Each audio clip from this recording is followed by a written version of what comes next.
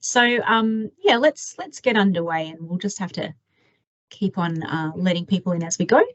So firstly, I'll just quickly say hello for myself. My name's Sally McAdams. I'm from Climate Emergency Australia. Probably most of you have met me by now, but maybe some of you haven't, because I know, as I said before, we've got lots of people joining today who aren't necessarily the usual audience. We've got people from health and economic development and emergency management and all sorts of different areas of council, community outreach of all sorts. So really, really great to have everybody on board today. And I'll just give a quick little plug for Climate Emergency Australia as well, that if your council's not a member yet, do make sure that you join up, because that's how we can keep these sorts of activities going. As I mentioned before, we will be recording today. In fact, we're already recording. You're very welcome to share the recording with your colleagues who couldn't make it today. And Fiona's also going to share her presentation as well. And as I said before, please feel free to share your name and your council and your country in the chat. And I will just acknowledge that I'm on Wurundjeri country today, as many of you are, and just acknowledge their elders past, present and emerging, and the fact that they've never ceded their lands and waters, and they've been looking after them for a very long time. So I'd like to introduce now Fiona Charlson, Dr. Fiona Charlson. In fact, I'll give just a little bit of context before I get into the detail of what Fiona's working on. The topic today, as you know, is climate change and wellbeing. How can we strengthen our communities? And I wanted to give just a tiny bit more context to this topic. So we know that councils and communities around Australia are experiencing an increasing amount of natural disasters and other crises that are either caused by or exacerbated by climate change, and that the impacts from these events can be very long lasting, and what's visible at the time is usually just the tip of the iceberg. They can be much more complex and wide reaching than we realise. So today we're going to have a look at an approach to trying to really grasp the holistic picture of these effects and how they impact on community wellbeing, and also how we can understand that better and address that bigger picture better. So I'll hand over in a second to Dr. Fiona Charlson. So she's from the Mental Health and Climate Change Research Network. She's based at the University of Queensland, and she's going to be telling us today about what the research network's all about, and about a particular piece of research in the community of Stanthorpe in Queensland, which is really relevant to us as councils, and you'll understand why once she gets underway. She's also really keen to hear your thoughts on what she presents, and she's going to let you know about some opportunities for councils to get involved. So if the model that she presents resonates with you then and could be useful to your work, then there'll be an opportunity for you to get in touch with her.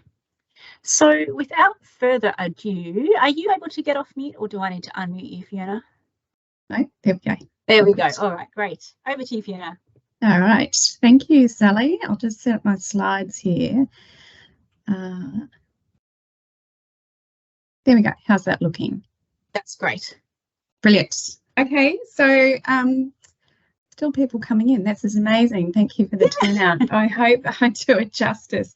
I appreciate everybody's time. So yeah, I'm Fiona Charlson. I'm from the Queensland Centre for Mental Health Research and the School of Public Health at UQ.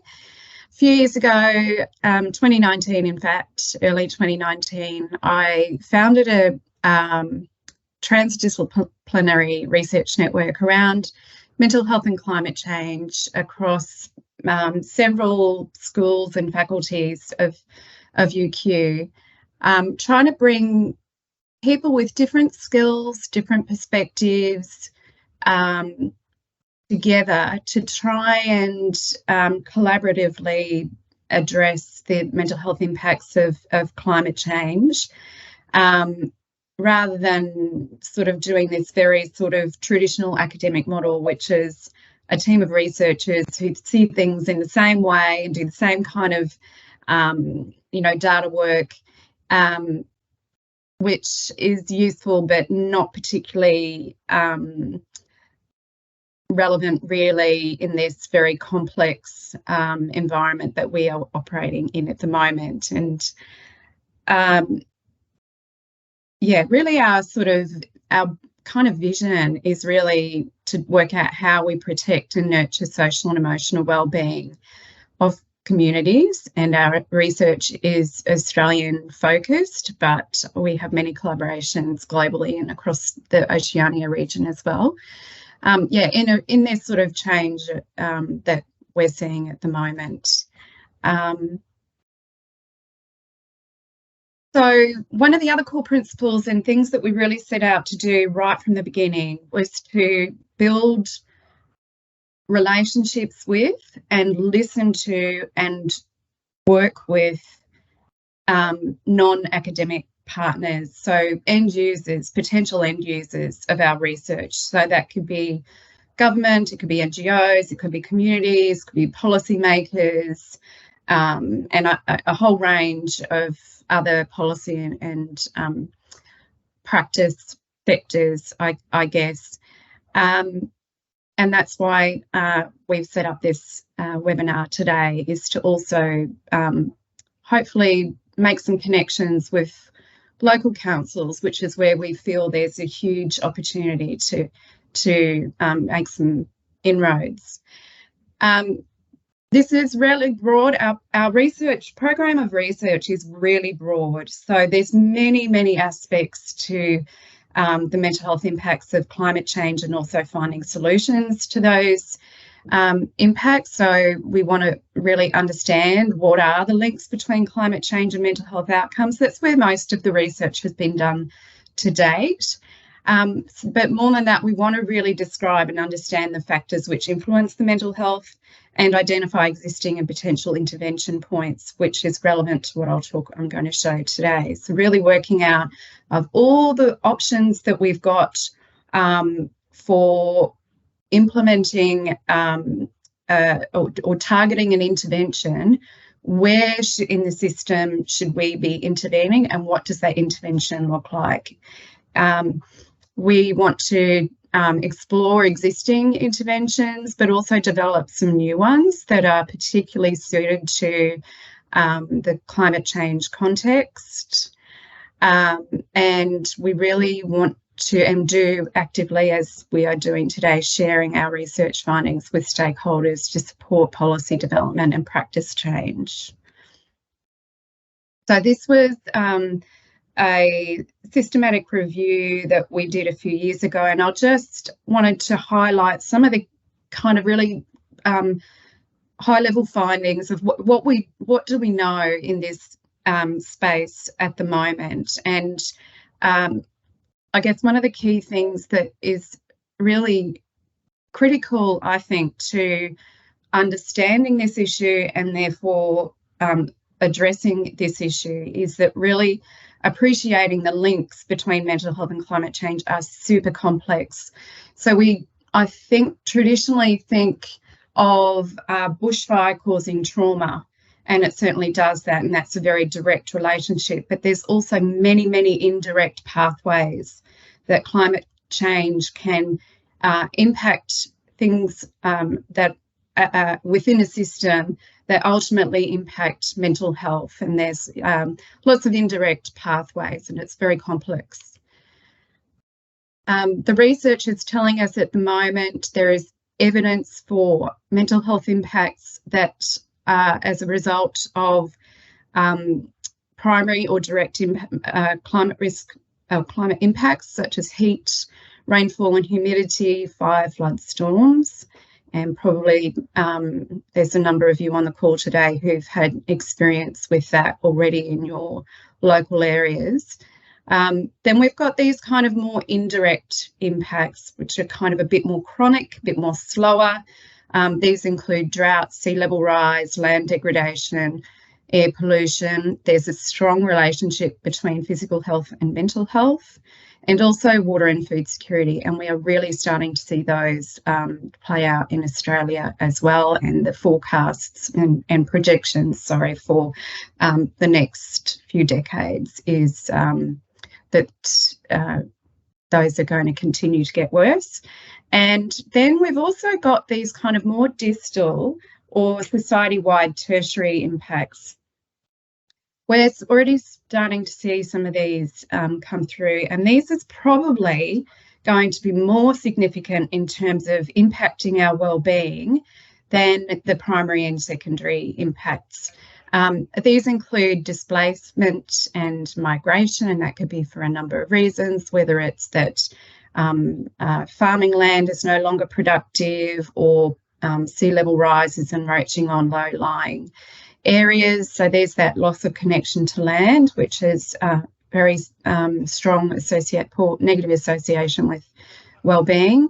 There'll be health system pressures, which I'm sure you all quite aware of, and reduced access to mental health care, reduced economic productivity, agricultural losses, reduced financial security, strain on community cohesion and social capital, which is hugely relevant among this group, the loss of nature spaces and that connection to nature.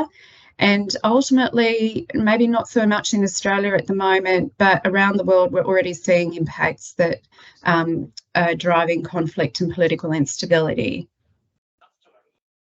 So what sort of mental health impacts are being outcomes rather are being impacted? So when we say mental health or well-being, what do we mean what do we need to think about in terms of climate change? And these are the range of outcomes that have all got evidence behind them. So psychological distress is reported widely in the literature. It's not a clinical condition per se. It's not necessarily, it's quite a normal, almost emotional response. But some of these people will potentially go on to develop clinically relevant disorders. But even if they don't require a sort of a mental health service, it can still be quite impairing, and it's very widespread. Then we've got our trauma-related disorders, depression, anxiety, and self-harm and suicide. Then we need to think about people who are already living with a pre-existing illness and that they're particularly vulnerable and their illness can be exacerbated, particularly through things like heat and reduced access to mental health services. There's quite a lot of literature demonstrating psychiatric-related hospitalisations and deaths that are increased.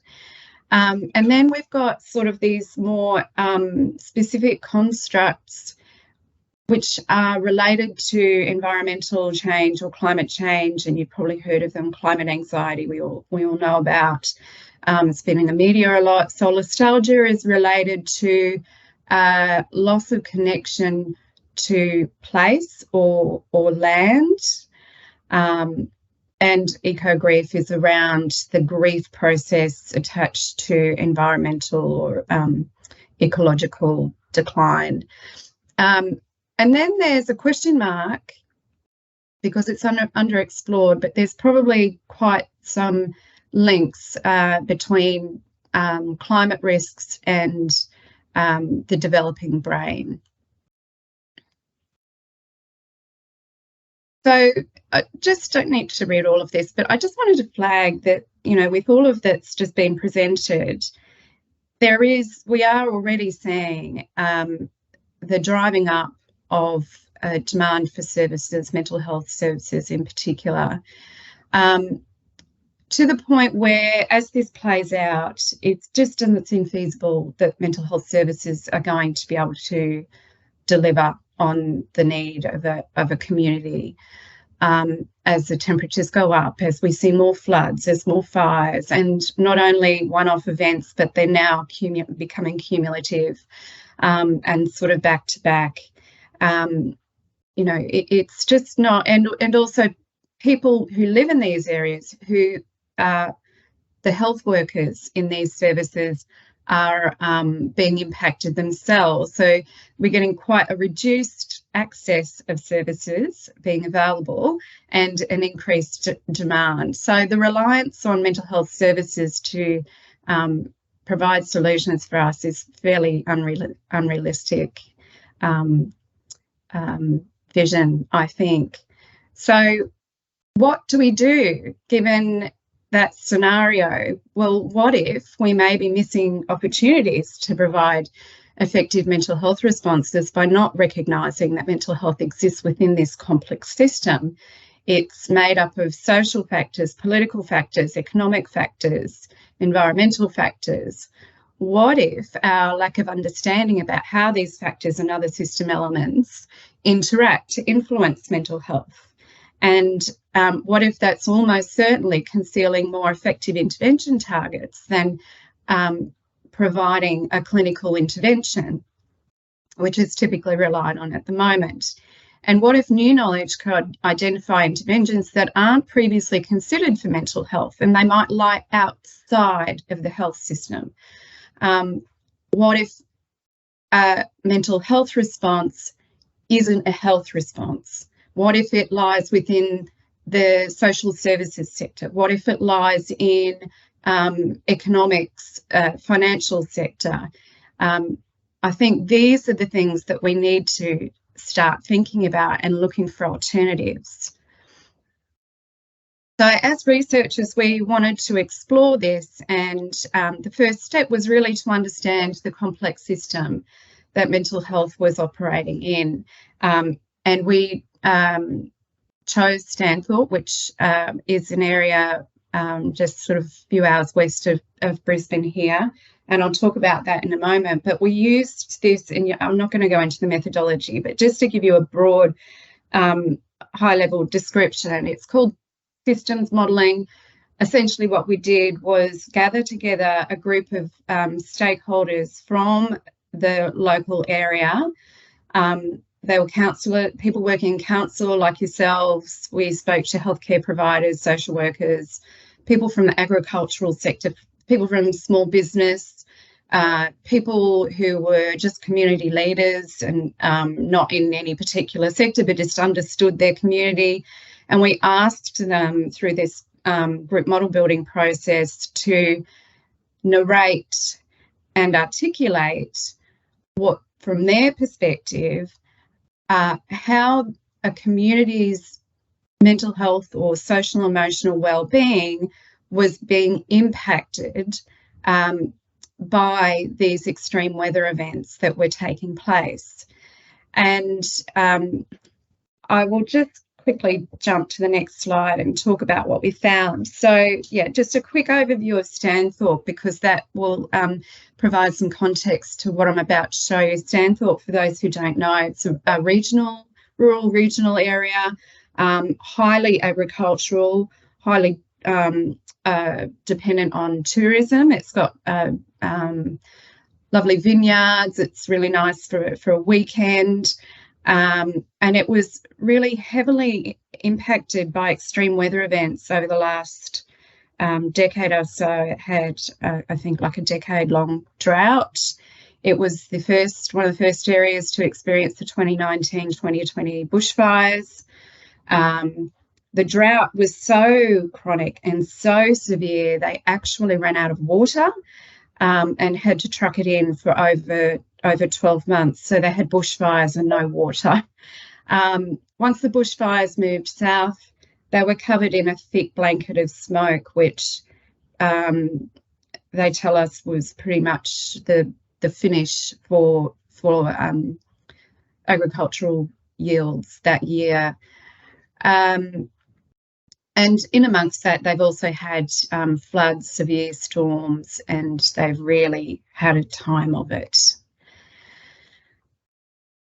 So the process, before I scare everyone with that, the process of extracting these stories and narratives of local people is to map out the system of how these extreme weather events, which are being driven by climate change, impact mental health. People had different perspectives, came from different sectors, could speak to different stories. And the idea is to then develop what we call a causal loop diagram, but it's a map, it's a visual map, mind map of what people are telling us is going on in that community. And I'm going to break this down into segments, but just to have a look at the overall picture for the moment, you can see here is our social emotional well-being is right in the centre here, and I should really highlight that. The arrows are important because they show us the direction of the relationship. They show us whether it's an inverse relationship or if it's a proportional relationship. And it also shows us if there's these loops which reinforce each other. And that's important, without getting too technical about it. That's important for helping us understand where we can intervene to break that cycle. There are also, it's like a vicious cycle. There's also virtuous cycles such as this B, which is a balancing loop, which is around fuel load reduction and back burning. So yeah, without spending a lot of time on that, and I can certainly spend time with people after the webinar if they really want to delve into the technical aspects of this. What this is showing us is people's stories, but it's also showing us where in that system we can put the brakes on to reduce these sort of indirect impacts on social and emotional wellbeing. Just going to switch to the my web page now, and I'll break this down. So this is within that larger map.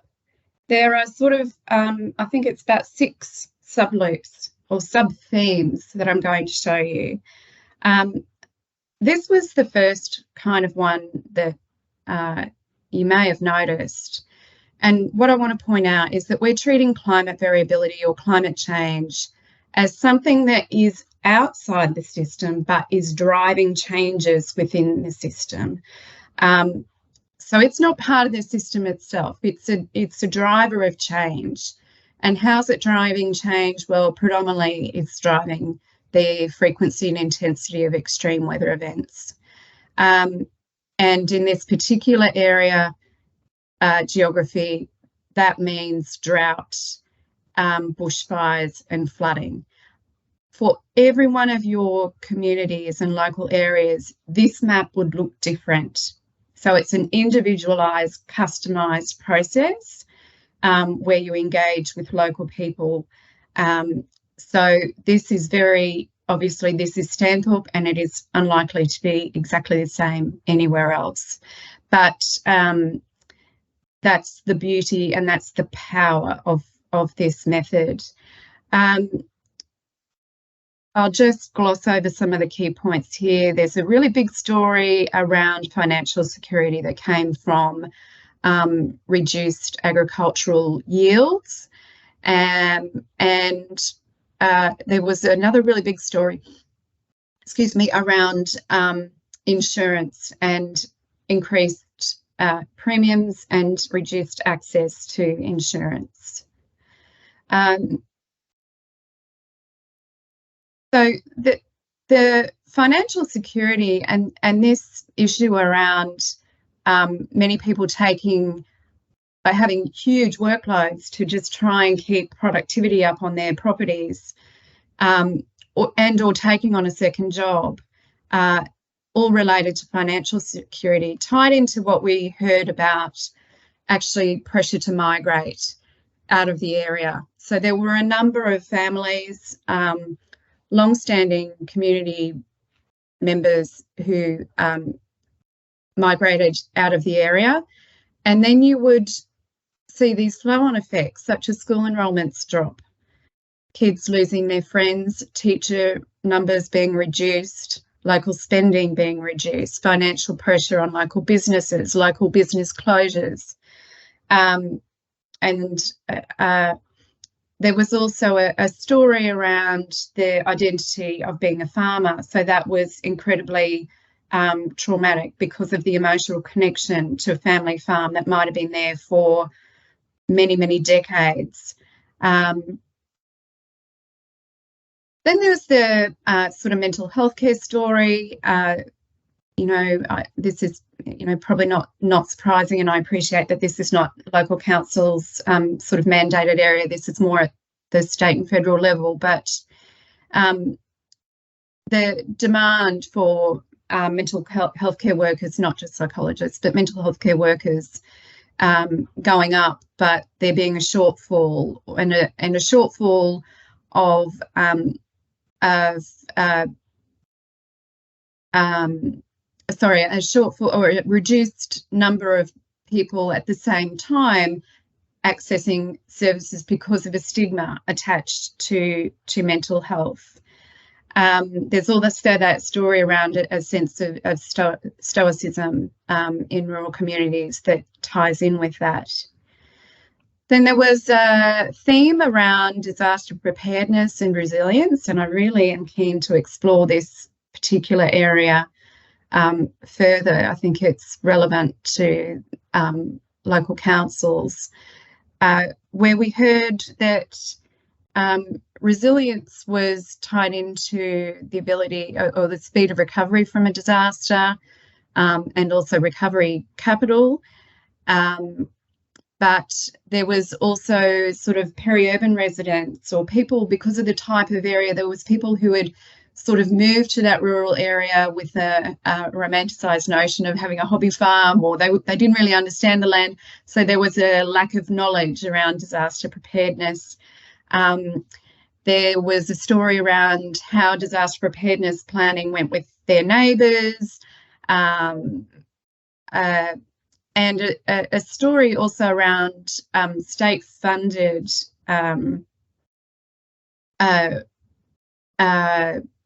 fire emergency service presentations. So this is quite specific to what was happening, and the relationship with that on emergency management, education and knowledge, which then fed into awareness and ability to prepare well.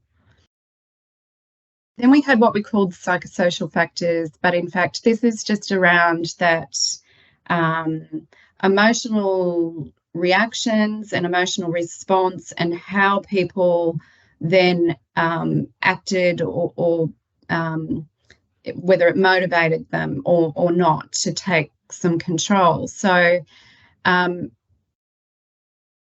the impacts on social networks and personal networks we found was impacted by many parts of this broader system, and one of them being the migration out of the area, which then leads to isolation and loneliness, and not such great outcomes for social and emotional well-being. So the greater the people, the stronger the networks, the reduced isolation and loneliness, and the better mental health outcomes. There was also a story around people's sense of powerlessness in acting. If they felt sort of disempowered, there would be an apprehension to taking action, and sort of that lack of control over a particular situation that fed into social and emotional well-being.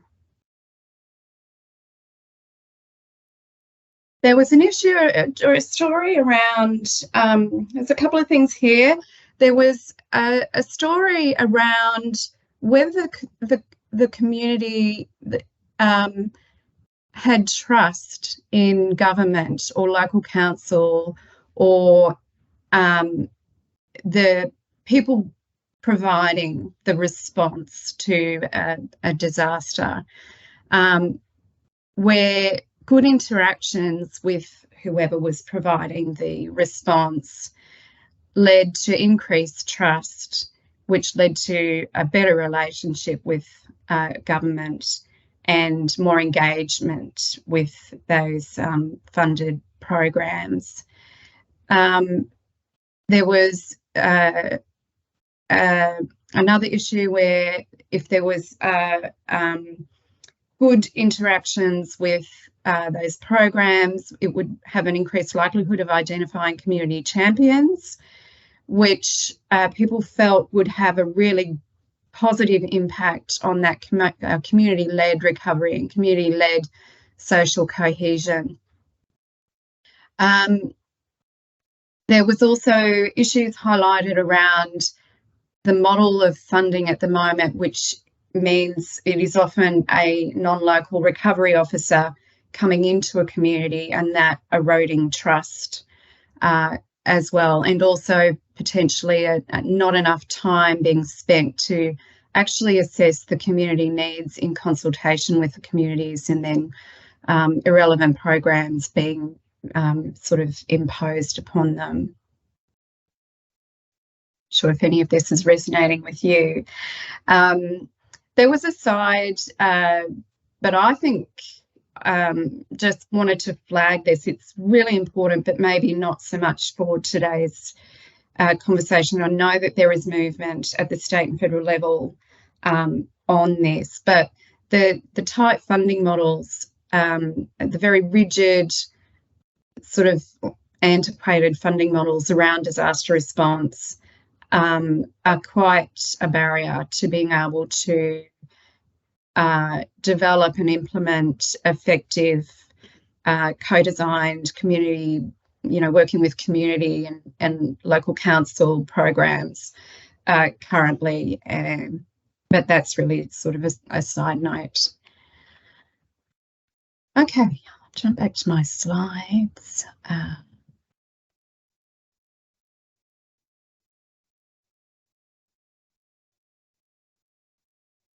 Sharing that.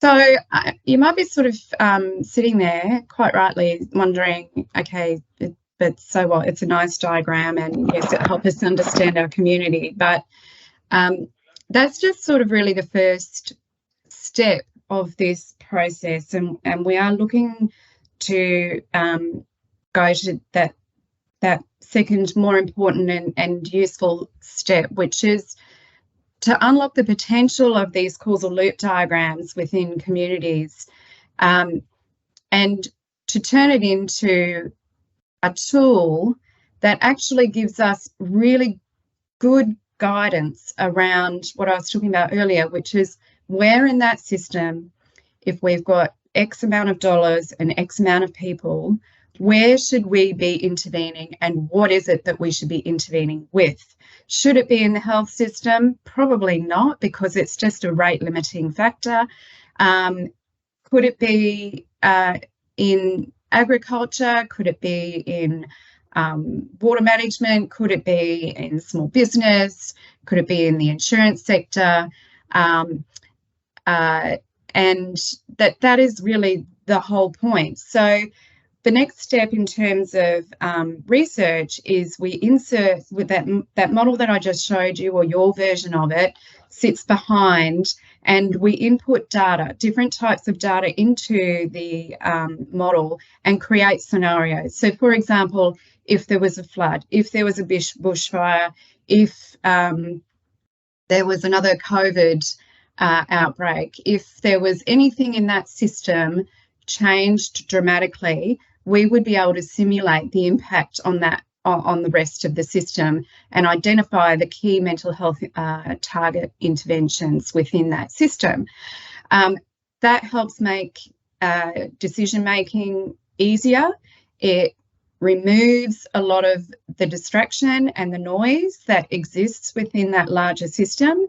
It also helps us work out which are the key sectors that are going to be involved, so we can target our coordination and increase coordination. So that's kind of the next step. What would that look like? The tool look like? It can be, we can work with you to design that tool. There's been many examples of digital sort of user-friendly tools where you can actually change, enter different, create the scenarios yourself. And it is used that way, but there would also potentially be other options. So I'm hoping I did that talk justice. I just want to mention that I am not the system dynamics modeler. I lead the network and I supervise the project, but technically I'm not the best person, so I hope I did that justice. That QR code is actually to our research page if you wanted to have a look. But there's also my contact details there if you wanted to get in touch. and I'll hand back to you, Sally, I think. Yeah, wonderful. Thank you so much, Fiona. That was really fascinating. I've seen this before, so but I remember when I first saw it, I was really amazed by, we all have an intuitive sense that it's all very complex and there's all these interwoven factors, but actually seeing it mapped out, it's a whole other story, isn't it? Yeah, so also I just remembered I wanted to give a shout out to Daniel Mack from Wyndham City Council. I'm not sure if he's here today, but he put us in touch, Fiona's colleague Lucretia and myself. So yeah, thank you for doing that, Daniel. Otherwise we wouldn't have even heard about this research. So Fiona, we're going to have a bit of a Q&A now, aren't we? Yeah. Yeah, sounds good. So yeah, so folks, feel free to put your questions in the chat, or if you want to raise your hand. And while you're thinking about that, I have a couple of questions of my own. Oh, let me just, there's still people coming in, my goodness. All right. My kind of most burning question, I guess, was, it's so interesting to see how all these factors are interrelated in a rural community. And I'm just wondering, have you given thought to how different or similar that would be in a different type of community? And are you actually already comparing different communities? No, we're not comparing communities yet, but that's what we'd love to do. So there will be quite significant differences and probably quite some similarities and parallels depending on the location. So Stanthorpe has experienced it's had the trifecta of bushfire, flood and drought. And there's other places, obviously many places in Australia who've had the same, but there's places like the Northern Rivers that we're starting to talk to at the moment. That could be somewhere we could potentially do that, and that's obviously been predominantly flood. So and housing in that area is a really dominant issue. So their model would look quite different. And again, it's also about what people are telling you. It's not just about the weather events, but what people are telling you is happening on the ground. So it is very sort of context specific. Likewise, I could go back to Stanthorpe. That was done 2 or 3 years ago now. I could go back to Stanthorpe and the model would potentially look a little bit different as well. So some people could think, oh, that seems quite labour intensive. And it is to start with, but it's also the real power of it is that it means that we can develop and deliver locally informed solutions. Yeah, thanks, Fiona. On the topic of solutions, there's a comment in the chat here from David Micklejohn, former CEA coordinator, now at Marybeck Council. He said he'd be interested in any examples, even if it's in a different field, where similar tools have been developed and employed to influence policy and programs. Yeah, look, I can't speak to the actual policy and policy impact of other examples, but there are other examples. So this has was used extensively during COVID to sort of simulate differences in health system responses. So that's the other thing. What you define as a system can be quite small. So you could be just looking at the health system focus. I don't think that's helpful in the context of climate change, but for COVID it was in terms of developing solutions and informing programs for COVID. There's many other examples, and I can send a link to a page where they are. This methodology is actually from the world of business. It's only just starting to be used in public health. So a lot of the examples would be non-health related, but probably quite of interest to people on the call who are obviously not just dealing with the well-being of communities, but other sort of, that leads on to my next question, which was the implications and applications of this research obviously go far beyond mental health and even beyond health generally. Is this research being used in Stanthorpe by the council or by other services in different areas, or if not, how do you see that happening? So this research we have fed back to our stakeholders. The next step is where it's where the rubber hits the road and it becomes quite useful. I think it's been good to date in terms of awareness raising. It's been good in terms of building relationships and getting discussions going amongst people from different parts of the community, understanding how much mental health cuts across sectors. So the next step we're hoping is, once we get some funding, is to actually start working with the council there to and community groups to develop that into something more tangible. Yeah, our goal really is to kind of replicate this activity in other sites across Australia, to see how it can best guide decision making in local areas. So yeah, I'd be very open to hearing from anybody who might be interested. Yeah, good, and we'll get more onto that in a moment. Yeah, we had another comment, a follow-up from David's comment, just saying yes please about the examples that you mentioned in terms of if you can share the names of the system dynamic scholars or any particular references, that'd be great.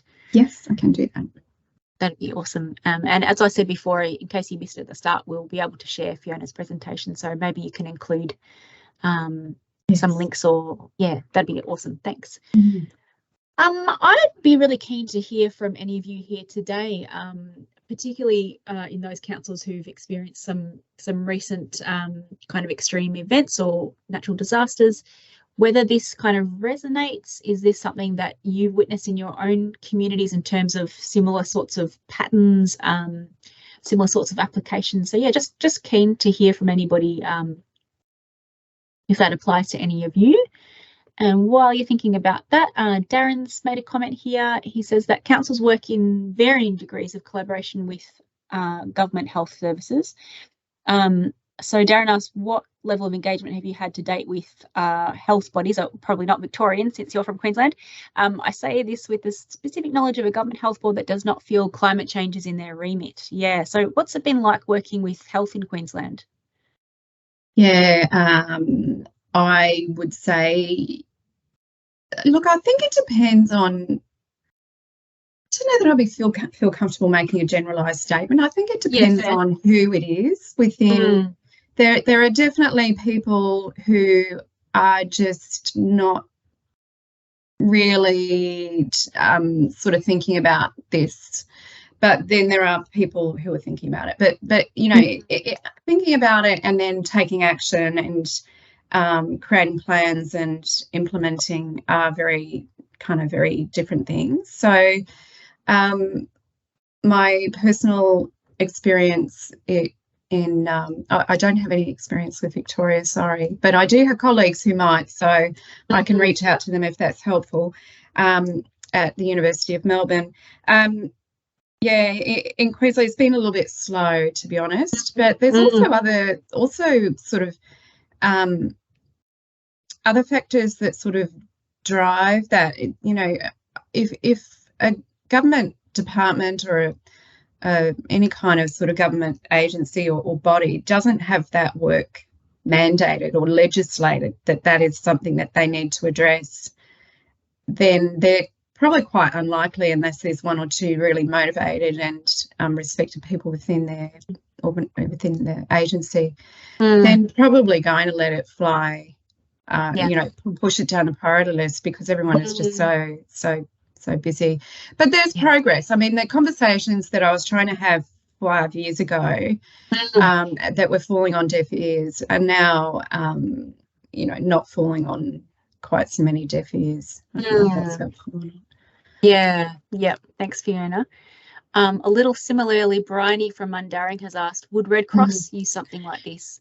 Yeah, there can be more trust and engagement with NGOs. Yeah, absolutely. And we've explored, and we've got quite good relationships up here in Queensland, especially with Red Cross and some other NGOs. When we spoke to them, the barrier One of the key barriers to this is the longevity of the funding that's available. So with the disaster recovery programs for mental health particularly, the funding is for 2 years typically post-disaster. Now with rolling disasters, we're starting to see some of those fundings roll over, and I know I mentioned before, I know that they're at the government level, they're looking at changing these funding models, but I think that's not going to happen quickly. Yeah, the problem is developing something like this and then designing an intervention, implementing an intervention. They just don't have time within 2 years. And that was the feedback that we got from them. They are super interested, super keen. They really see the value in this, but they're just sort of restricted by that short funding timeframe, which is actually why and we spoke to about 100 stakeholders about this, we sort of have landed with local councils being in quite a unique position. I think some of the disaster funded positions within council, that there are some that come and go, but overwhelmingly it seems to have a more of a sustainable model compared to some of the NGOs and health state-led initiatives. Yeah. Okay. Darren's got his hand up. Would you like to come off mute, Darren? Thanks, Sally. Thanks, Fiona. What a brilliant presentation. Wow, it opens up so many ideas and possibilities. I suppose clearly, I know you're probably going to get to it, so I'm going to jump in. Identified council as a significant stakeholder with potential. There's so many questions, but I'll start with this one, I suppose, big one. How do you see the best ways council can help? Look, I'd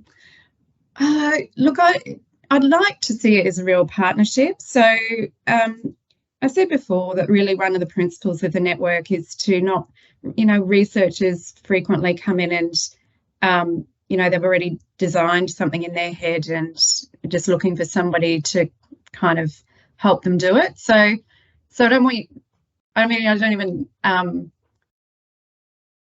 feel a bit uncomfortable with you even using the word help. So what I would like to be is a real partnership. I think we've got a methodology as researchers. We bring a methodology that I think holds a huge potential, but in terms of what questions that answers for you and what your needs are, I think that really could be a partnership.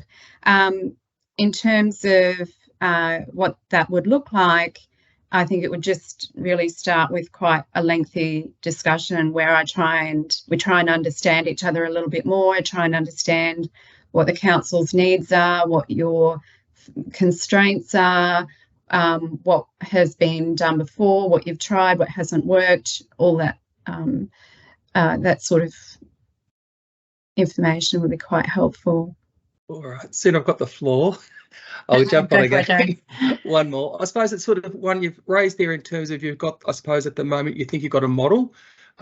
You're one limited with funding, but it also sounds like you're wanting to know how you can drive this this information you have to drive change. And are you aware of Michelle Villeneuve's work with disability sector and person-centred? Yes, I just met Michelle last week in Sydney. Yes, because she's got that, I suppose, to me, an academic who has been driving change in the policy direction as well. So the work she's been doing has been brilliant. So one if you weren't aware of. So yes, I'm tapping into her work. So it's sort of, but I'll put my hand up, I suppose, with that help. But it's with Sally and things like that, how is you wanting this to occur in terms of working with local government? Because clearly there's a need. Well, there's one, if you suddenly have Climate Emergency Australia lobbying on behalf of into the councils, but it needs to be councils, not just Climate Emergency Australia. So bringing us on board in that sense, but also testing models. You've got a free, I suppose, ability to labour force for you to connect out in terms of willingness. Not everyone's going to be able to do it, but we've got services and things like that so we can connect with when you need things. You're looking for different multicultural communities, for example, come and speak to Dandenong. So sort of there's a whole range of things that you might need that we can provide assistance with. So, all right, I'll be quiet now. Thank you. Yeah, Thanks, Darren. That's probably a good time, Fiona, just to maybe talk a little bit more about how councils could get involved. And after that, I can see that Lolita's got her hand up. But yeah, do you want to tell us a little bit more about that, Fiona? Sure. And before I do, I'll just touch on something that was just said about policy impact. So this piece of work is just really a small but important part of what the network's activities. And I'm personally involved, very linked into policy development at the federal level. So there's a national health and climate strategy that's being developed at the moment. They're also doing a development of a national climate risk assessment. And I'm representing mental health in both of those processes. And I take this kind of research and the findings, I bring that forward. So there is a lot of opportunity, and also, you know, that we've also got lots of other stakeholders and connections into various state governments throughout the network, not just myself. So everything we do, we aim to have it make an impact at the policy and practice level. Yeah, so how to get involved? I've got a little, I might just actually set up that Mentimeter question, but yeah, I've just got a little quiz that was sort of giving me an indication of who might be interested in oh goodness, where is it? Okay, might be interested in partnering, but you know, if I can gauge interest from people, if you sort of make yourself known to me, what I can do is, sorry, I'm trying to do two things at once and not doing very well at it. Okay, I'm going to pop this in the chat. This is a link to just a little questionnaire. There's only 4 there. If people could just, you know, quickly whiz through them, they're yes, no answers. Yeah, if you make yourself known to Sally and or I, and it doesn't have to be any commitment, just to have a conversation, like I said before, about, you know, what would be involved. I'm very conscious that people are reluctant to sort of commit to something when everybody is so overwhelmed and burdened already. So highly aware of that. But if you think there might be you know, a good touch point with your work, then I'd certainly love to hear from you. I'll note as well that it's actually quite good timing. I mean, Sally and I and Lou were already setting this webinar up before I knew about this, but there's actually some research funding opportunities specifically around this kind of stuff that are coming up in Australia and also abroad. So there could be, you know, opportunities to you know, do funded positions on this work. Yeah, no, just while people are tapping into that Menti, I'll just note that Jess also made a comment that you might, or it's a question really, would it be worth working with you know, sort of regional groupings of councils, for example, in a particular metro urban area, so, you know, since events may impact across multiple LGAs?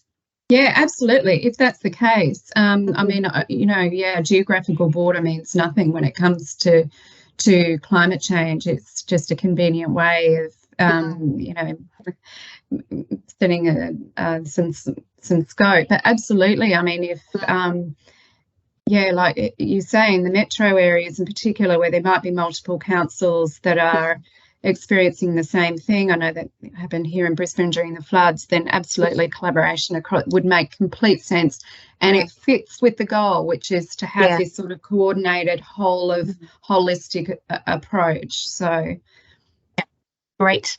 Let's quickly hear from Lolita before we run out of time. Lolita, do you want to bring yourself off mute? Yeah, sure. Thanks, Sally. Hi. Thanks for that wonderful presentation. I just had 3 comments really. The first was, it strikes me that it's useful to connect some of this to agent-based modelling from a local demographic perspective. Yep. And part of the reason for that is in terms of modelling what you shouldn't be doing as much as what you should be doing. So just that comment, I won't explain agent-based modelling for those who may or may not be in the know.